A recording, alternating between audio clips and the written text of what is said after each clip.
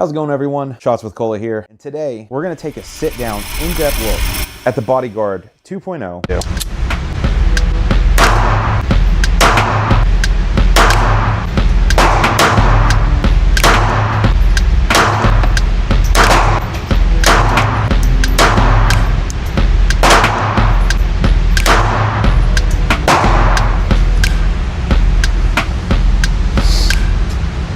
Not accurate, but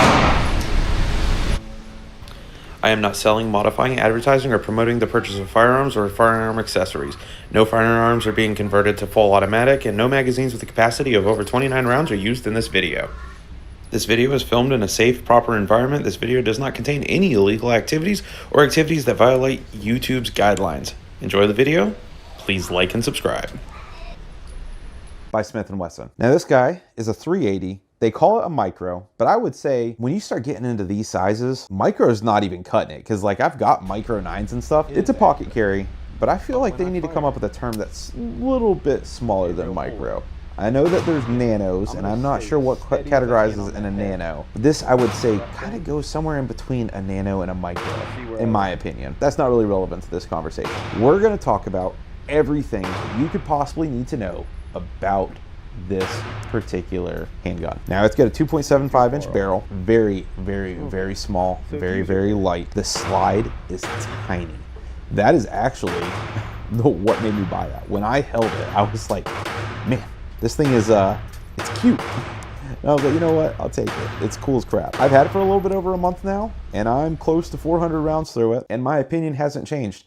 I love this thing. So right off the bat, now you know my opinion on it. So if that's what you wanted to see, there you go. That's my opinion. Now, if you want to get into more of the details, this is going to be a video about pretty much everything that you could possibly need to know about the Bodyguard 2.0. Right off the bat, it does have a trigger safety. There are two different models that have a actual frame safety, like a thumb safety, or a non-thumb safety. I have not personally seen the non-thumb safety. With a pocket carry, if your goal is to pocket carry, I couldn't imagine getting a model that doesn't have a thumb safety. That was pretty much a given to me. And I'm not a thumb safety person. There's two different versions in that aspect. There's also two different variants. There's the Bodyguard 2.0, just the regular like this one. And then there's the Bodyguard 2.0 Carry Comp. That's their Performance Center version. And it's this same one. The sights are the same. The trigger, as far as I'm aware, is the same. The guide rod's the same. Barrel is compensated. The slide is compensated. Everything else is the same. They both come with a 12-round magazine with a little bit of an extension with some of the stippling on there. Now this 12-rounder, and I'm not the only person that experienced this, only fit 11 out of the box. I did have to take away a little bit of the spring, which I'll post that right beside my head here.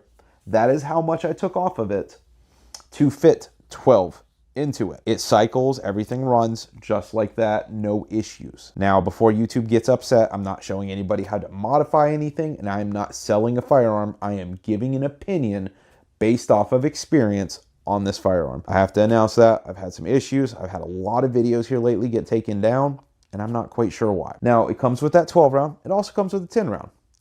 This is the 10. Now the 10, it's a flush fit. And it gives you just a little bit less on the height, but not enough to where I think that's how it needs to be carried. It pocket carries just fine with the 12. And you get full real estate, and this thing is phenomenal at the range. Absolutely no complaints. Runs great at the range. But this is a solid, for a really tiny firearm, this thing has a solid grip as it is. So this thing's great at the range. Now, my particular one has a stainless steel guide rod. I did about 200 rounds without a stainless steel guide rod, and I did about 200 rounds with the stainless steel guide rod. I never got any failures with that stainless steel guide rod. Now, mine has the 10% reduction in spring pressure. Now, I have gotten, now this is the Galloway Precision stainless steel guide rod. So if you're just wondering, there's no links. I cannot provide any links. There will be no links to any of these parts. That's against guidelines, and I will not be doing that. With Galloway Precision's stainless steel guide rod in my Ruger Max 9, during the first about 60 rounds, I did have failures with feeding. No failures to eject, no stovepipes or anything, just failure to feed. It was like it would bring it just far enough back to catch that next round, but then it would get hung up, and because it didn't have that little bit of extra to sling forward, it would just stop right there. And that's what I was running into. Never had a problem with this one. Does not mean that will be your experience, so keep that in mind. Definitely test out everything you do to your firearms, especially if you're going to carry them, because the last thing that you need is to need to depend on this thing and you have a failure. I am very particular about modifying a carry, and that's just something that I would keep in mind, is that when you start doing that, you start looking at things like failures, and the last thing that you want to do is have a failure on something that you're depending on. But that's going to be the only statement I got in this, and in the comments you can talk about whatever you want to talk about, but that is my opinion on people that start doing a bunch of crazy stuff and kitting stuff out. I did it to a Glock back in the day. I had a ton of failures. By the end of my experiment, after replacing pretty much everything that you possibly could in the thing, it went right back to stock, because that is the way it liked to run. And that's the same way that I pretty much have assumed most of my experience with things are going to be. All right, so on this, you have two different aggressive, maybe three actually, three different levels of the aggressiveness with the stippling. On the side here, it's very light, very smooth, not super rough. Then on the back and the front here, it's a little bit rougher, probably I'd say like a stage 2 of roughness on stippling for this. And then you've got some of these little, like your, what do we want to call that? I guess some people say where your gas pedal would be. I wouldn't say it's a gas pedal, but a little bit of roughness there to rest your thumb and help you kind of get a grip on it. That's about that level 2. And then you've got your manual thumb safety. That's going to be level 3. That thing feels almost like sandpaper. It's almost like grip tape from a skateboard, if you're familiar with that. And then you got level 2 on the breakdown. On the back of the strap, it feels like it gets almost a little bit more aggressive on the back, near where you get your webbing of your hand in there. I would say that's probably closer to that level 3, and maybe it's just from wear over time. And then on your extension mag, that's going to be that level 3 sandpaper feeling right there. That's some aggressive stuff, but not so bad that it rubs on you and it's uncomfortable, but it is really good to making sure that you're not getting a bunch of slippage. So if you're wondering about the stippling on here, that's about how it feels from the factory, and I think it's phenomenal. I think they did great on the design, and I have zero complaints. Now, it does come with a tritium front sight and then a blank dovetail in the back. And these iron sights are great. I have absolutely no complaints with them. I think they do exactly what you need to do. The tritium's not the brightest tritium I've seen, but it works. Let's go ahead and take a look at our sights real quick. So you can see right here, we've got the tritium, and I don't know if we can kind of get it to glow. I don't know if you're going to be able to see that or not, but there's the tritium, and then you got your blank sights in the back. So that's your sights. I've already filmed this video, so I'm trying to remember where I left off and where I didn't. There are two versions of this, the carry comp and there's the Bodyguard 2.0. The carry comp, your slide's different, your barrel's different, your serrations on the carry comp are probably, I would say 1.5. So for every one, you get 1.5 more serrations on here, if that makes sense. And then you get a little bit on the top, and then you've got your comp barrel and comp slide. I think everything else for the most part is the same. I'm not 100% positive. Oh, another spot. Your mag release is that level 3. It is very strong stippling. Sorry, jumping around all over the place. Trying to make sure I'm as specific as I can about everything that you need to know. This is going to be your one-stop shop for Bodyguard 2.0 information. There are no versions of the magazines other than for the 2 that it comes with. Your original Bodyguard, what you might refer to as the Bodyguard 1.0, there's all sorts of different options. Not with this one. Not yet, anyway. I'm kind of surprised because of how popular this guy is becoming. This is becoming a really popular 380, and I feel like it's kind of bringing 380 a little bit of a comeback because it's getting so popular. I don't know if it's people like Honest Outlaw that are really pushing Smith & Wesson, and then the Bodyguard 2.0 that's really pushing, but I know a lot of people are getting into Smith & Wesson. A lot of people are getting into the Bodyguard 2.0. From Smith & Wesson directly, the options that you can get, there's all sorts of different solid color. Like there's rose gold, there's stainless steel slide with like FDE frame. The frames, there are a ton of different colors. I mean, you got turquoise, rose gold, purple, blue, whatever. All sorts of different ones. And then there is the cow print. And I thought the cow print was cool as crap. Honestly, had I seen the cow print, I probably would have got it. Had I actually been paying attention to everything when I was going around PSA when I picked this up, I probably would have left with the X-Carry, or not the X-Carry, the Carry Comp, just because I didn't even know that existed. I did no research into this. I did not show up there to even leave with this. I went there to look at a LCP Max, and he was like, have you seen the Bodyguard 2.0? And I was like, no, but I'm open to take a look at it. He brought it over, put it in my hand. Pretty much within a second, I was like, yeah, let's take care of this. Let's do business. So in mine, again, that stainless steel guide rod works great. There's a few Galloway Precision things that can be done to this, but nothing too crazy. Nothing too crazy. Stainless steel guide rod was the only thing that really seemed relevant to me. There is no optic cut version of this. There's no optic ready version slide. You can, there's some places that mill them, but that is a very risky thing because your RMSC footprint, screw holes are very close to the edge of this, and it's just a dangerous thing that you can do with this. So a couple different companies, Viridian and Gideon are the two that I know about, have came out with optic that replaces the rear sight. And this guy does not come out easily. You need to get a rear sight pusher. You're not gonna be able to do it by hand. A lot of people have talked about that this thing is in there. They basically use the power of God to get that inside of there. So you're going to need a sight pusher to get that out. And then you can replace, it's got a whole little system. Now, the Viridian version of it has the serrations that match this. They match the Bodyguard 2.0, not the Carry Comp. The Carry Comp has more serrations in the back. So your serrations will not be the same. It will mount. So it still has the same exact specs for sizing, but it will not match the serrations. But it doesn't look hideous. I've seen some photos and videos of it, and it does not look hideous. It looks fine to me. So just something to keep in mind in case you were wondering. If you have the Carry Comp version, you're planning on getting an optic, that's a little bit different with the Viridian side. Now, the Gideon has what they call the Pebble, and the Pebble looks pretty cool.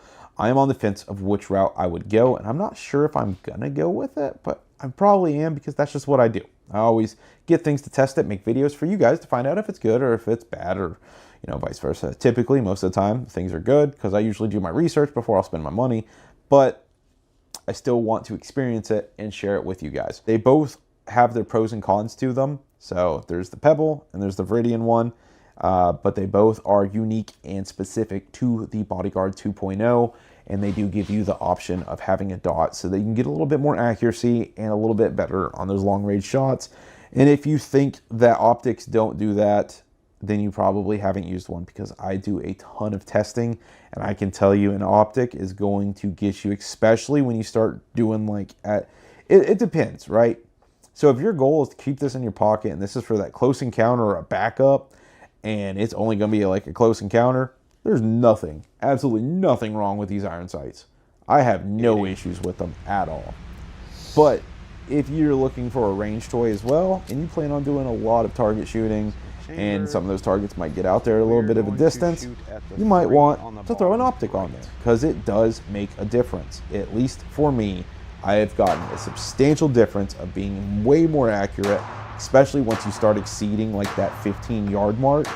That's when that red dot really shines. So that's just my opinion. Do as you please. It's yours. You can do what you want. With all the different colors and everything, they do allow you to obtain slides. Got to work on my verbiage. I got to make sure I don't trigger the powers that be. You can obtain slides, but you cannot go and get the Carry Comp slide and put it on the Bodyguard 2.0 regular. You can't do that. Now, if you have the Bodyguard 2.0 Carry Comp, you can get the regular slide, but I also couldn't find barrels. So I didn't see where the barrels could be obtained, because they have some variants that are just like the black like mine, but they got like that chameleon chrome or whatever barrel, and then different hardware on it essentially. and you can't, I can't find anywhere that you can obtain those things. So you can get slides, different variants of the firearm itself as a whole, but you can't mix and match and just get whatever you want whenever. It's very specific.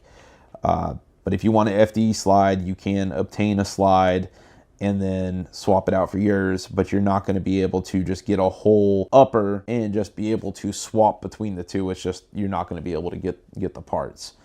That's one thing that I've noticed is parts are not like readily just all over the place. It's not like your Glocks. The Glock 43X, when I got it back when it was pretty new. Like, it just had been out maybe a couple months. And I was able to obtain pretty much anything I wanted to do to it almost within a month. Like, they just started coming out with everything, and it was just there. Not so much with this. Not so much aftermarket support. Galloway Precision seems to be the only one. And then you got Gideon and Viridian for those optics. Let's keep that in mind. Now, again, I'm about 400 rounds through here. I have not had a single failure. It feels great in the hand. I have no complaints. I think that this thing is great. If you were to make the decision to pick one up, I don't think you're going to have a problem with it either. Now, this isn't a video to discuss whether 380 is a viable option for self-defense. That's a video that's going to be coming. But if you deem that it is, this is a great contender for pocket carry. I mean, this is my motorcycle companion. That was the goal with this, and it is living up to that hype. Very small, very comfortable, very nice. There is one thing that I thought was weird, is that your guide rod does push out, and that isn't just specific because of this Galloway Precision. It was doing that with the factory as well. That's how it sits. It's not that you're sitting out of battery or anything like that. That's how it sits. And then something else to keep in mind, and now I'm getting into like little nitty gritty stuff, right? Because we've kind of covered everything we need to cover. I mean, we've gotten into some great detail with this. But during the breakdown process, if you are having troubles with it, once you flip the little thingy, you actually have to push that little, I forget the name of it, but you have to pop it down. Once you pop it down, then your slide comes straight off. I can't show that on my channel. I have been getting in a lot of trouble.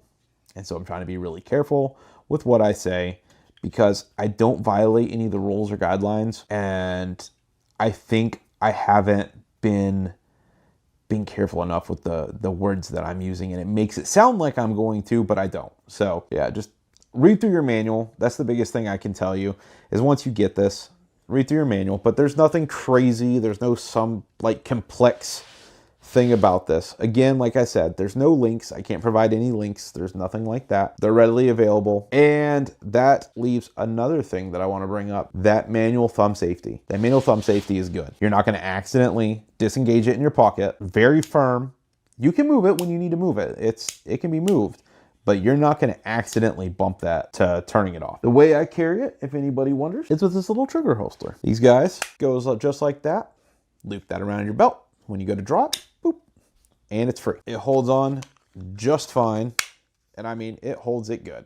There's no question whether it's going to hold on to it. It holds it good, but when you're ready to draw it, you can draw it, no issues. From a rate of 1 to 10, 10 being the best, 1 being the worst, where would I stick this guy? Honestly, I'd say an 8.5. We're going to go 8.5, and that can easily turn into a 9 just by, if I get 2,000 rounds through and I haven't had a failure, it's going to be a 9. And that's huge because, for one, it's a 380, and I never really trusted 380s. Not that 380 did anything to me personally. I just never thought 380 of being like the greatest carry option. I would almost be willing to sacrifice whether I leave with a 9, and I do. Like, if I'm going to the gym or something, this is the only thing that comes with me. Now, sometimes I'll keep a 9 on me usually, and this is kind of just there as a backup. I'm slowly getting more and more trust in this thing, and it feels great. Everything to finish, everything feels quality. I have no complaints.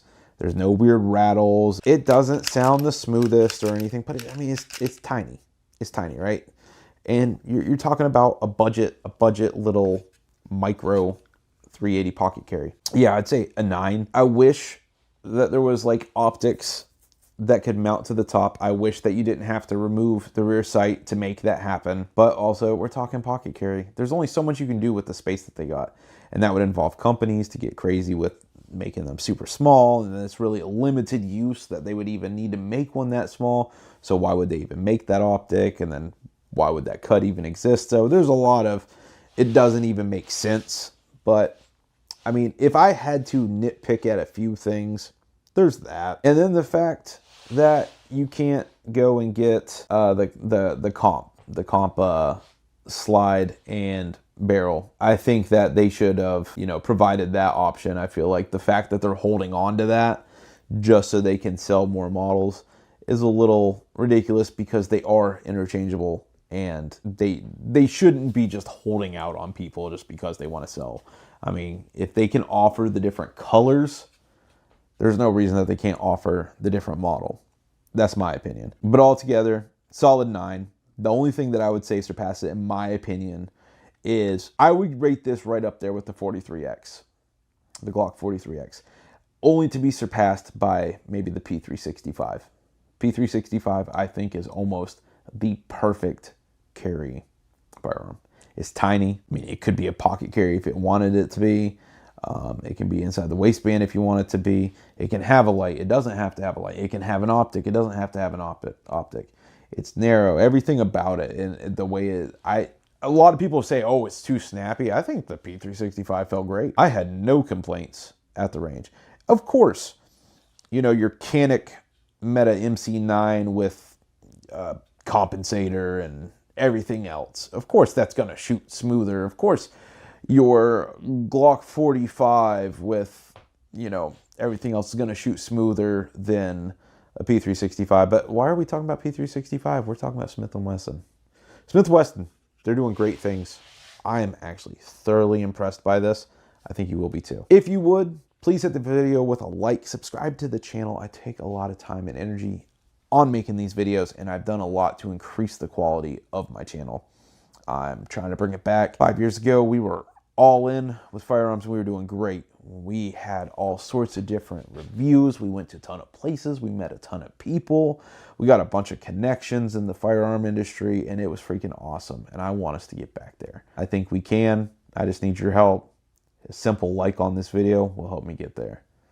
Thanks for watching, and I will see you guys on the next one.